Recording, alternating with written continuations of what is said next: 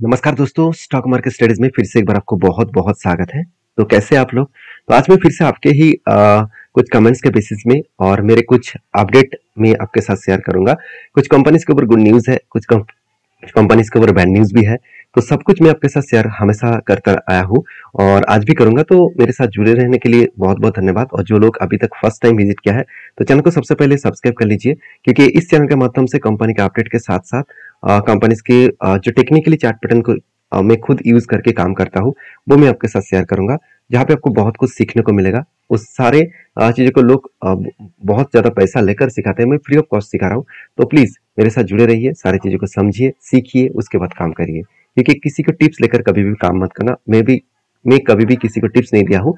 तो प्लीज काम करना है तो सीख कर करिएगा। तो चलो फर्स्ट जो कंपनी है उसके बारे में चर्चा कर लेता हूँ। तो फर्स्ट जो कंपनी है जिसका नाम है जेएसडब्ल्यू एनर्जी लिमिटेड। देखिए जेएसडब्ल्यू एनर्जी आप सभी जानते हैं एक पावर सेक्टर के ऊपर काम करते हैं। बेसिकली कंपनी की जो काम है आप देख सकते हैं, JSW Energy Limited and its subsidiaries are primarily engage in the business of generated of power. मतलब जनरेशन ऑफ पावर, मतलब पावर जनरेट भी करते हैं, साथ ही साथ पावर को डिस्ट्रीब्यूशन भी करते हैं। जैसे देखिए power asset location Karnataka, Maharashtra और उसके साथ साथ और भी कुछ जगह पे कंपनी बिजनेस को फैला के रखा है। तो कंपनी जेएसडब्ल्यू ग्रुप की ही कंपनी है और इस कंपनी पावर सेगमेंट के ऊपर काम कर रहा है।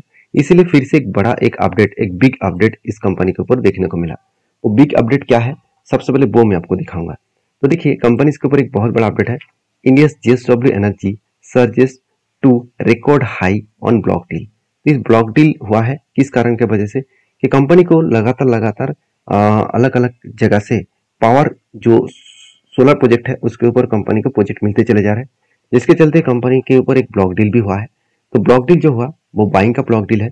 आप देख सकते हैं यहाँ पे कंपनी के ऊपर 2.3 मिलियन शेयर यहाँ पे ब्लॉक डील हुआ है और फोर ब्लॉक डील्स यहाँ पे देखने को मिला, और वो भी नेशनल स्टॉक एक्सचेंज के माध्यम से। तो एक अच्छा खासा ब्लॉक डील यहाँ पे देखने को मिला, जिसके चलते कंपनी के ऊपर एक धमाका परफॉर्मेंस हुआ है।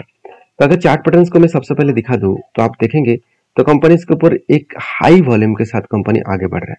ऐसे नहीं कि छोटा छोटा वॉल्यूम कर रहे हैं और जहाँ पे रिक्स जोन बन सकता है, मगर यहाँ पे जोन रिक्स नहीं, हाई लेवल का रिक्स आपको ग्रोथ देखने को मिला। जैसे आप देखेंगे तो कंपनी के ऊपर क्या बना, एक बिग कप बना, उसके बाद एक हैंडल बना। तो कप विद हैंडल पैटर्न्स बनने के बाद फाइनली यहाँ पे ब्रेकआउट हुआ। ब्रेकआउट होने के बाद कंपनी धीरे धीरे करके वो ऊपर जा रहा है।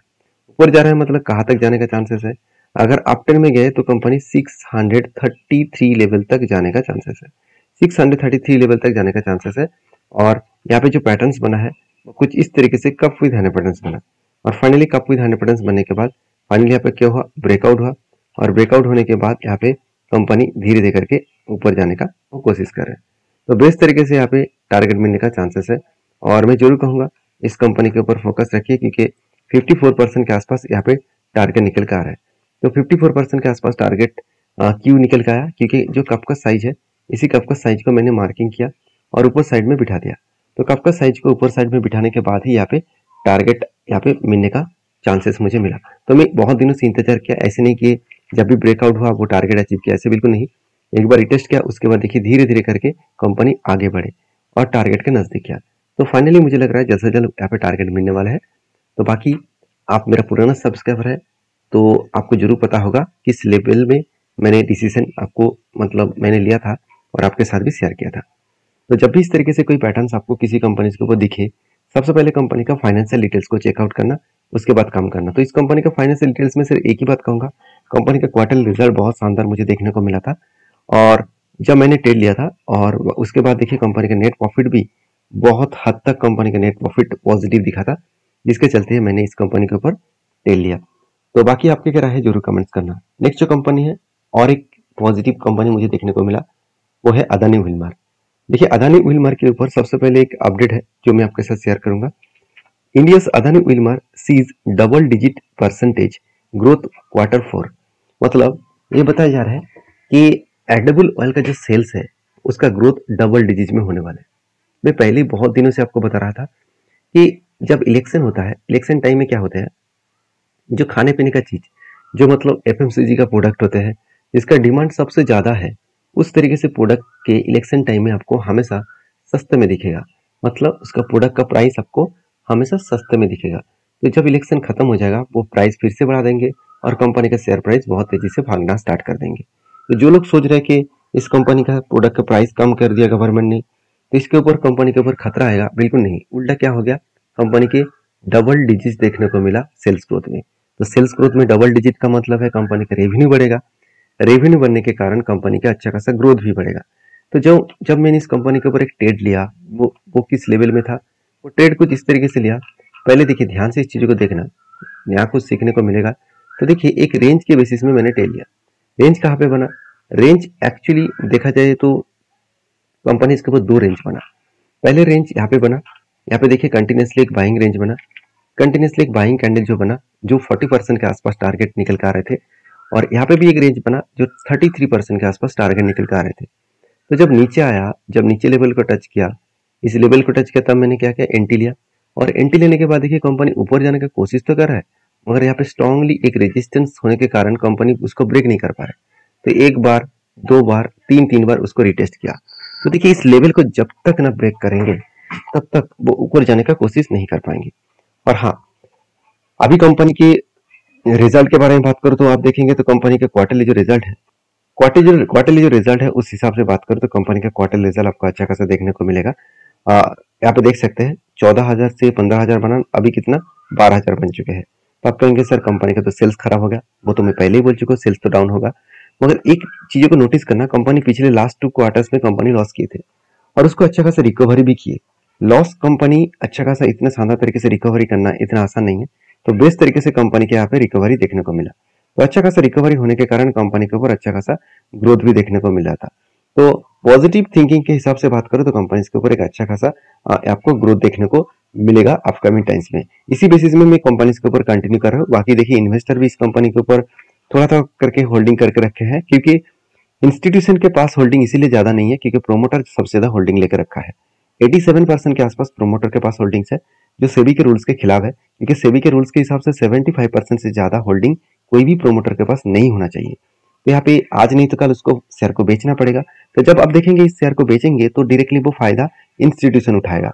तो जब बेचा जाएगा तब मैं आपके साथ जरूर शेयर करूंगा वीडियो को। फिलहाल के लिए इस कंपनी के ऊपर आपके क्या राय है जरूर कमेंट्स करना, क्योंकि मेरी जो राय है वो मैं आपको बता चुका हूँ।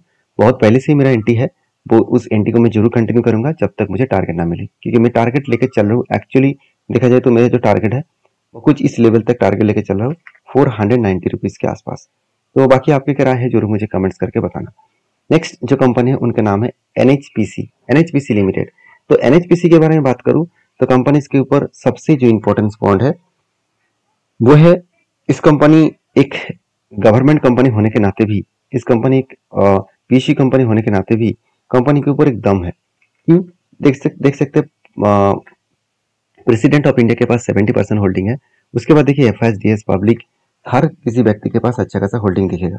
और मजेदार बात यही है कि कंपनी का जो बिजनेस है उसमें जो कंपनी का रेवेन्यूज आ रहा है वो टोटली एनर्जी के ऊपर, वो भी हाइड्रो प्रोजेक्ट के ऊपर। देखिए गवर्नमेंट का जो टारगेट है 500 गीगावाट, एक बार ध्यान से चीजों को देखना, 500 गीगावाट टोटल प्रोजेक्ट कंपनी किसके ऊपर करने वाला है।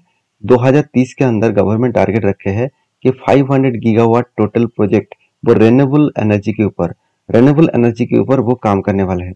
तो रेन्यूएबल एनर्जी के अंदर सोलर प्रोजेक्ट होते हैं, हाइड्रो प्रोजेक्ट होते हैं, साथ ही साथ और भी देखा जाए तो विंड प्रोजेक्ट है। इस तरीके से प्रोजेक्ट के ऊपर कंपनी काम करने वाला है। तो उसमें से एक बहुत बड़ा जो कंट्रीब्यूट है वो एनएचपीसी करेंगे, क्योंकि हाइड्रो प्रोजेक्ट इंडस्ट्रीज में एक लीडर कंपनी है, क्योंकि 100% कंपनी इसी प्रोजेक्ट के ऊपर काम करते हैं और ऑल ओवर इंडिया में 100% यही कंपनी काम करते हैं। तो एनएचपीसी के ऊपर मैं इसीलिए एक पॉजिटिव थिंकिंग रखता हूँ, क्योंकि जो कंपनी का एक सेक्टर ऐसा है जो सेक्टर का अपकमिंग टाइम्स में ग्रोथ और भी ज्यादा बनने वाला है, क्योंकि और भी ज्यादा बहुत सारे डैम्स बनने वाले हैं, जिस डैम्स के कारण कंपनी का रेवेन्यू भी बढ़ेगा, क्योंकि डैम्स ज्यादा बनेगा तो पावर भी ज्यादा जनरेट होगा, पावर ज्यादा जनरेट होगा तो कंपनी के ऊपर ग्रोथ भी ज्यादा होने के चांसेस है। हाँ, मान लेता हूँ इस कंपनी के जो प्रोजेक्ट है वो टाइम टेकन है, बहुत टाइम लग जाता है इस तरीके से प्रोजेक्ट बनाने में। तो उस हिसाब से देखा जाए तो कंपनी के ऊपर एक अच्छा खासा ग्रोथेबल सिचुएशन आपको देखने को मिल सकता है।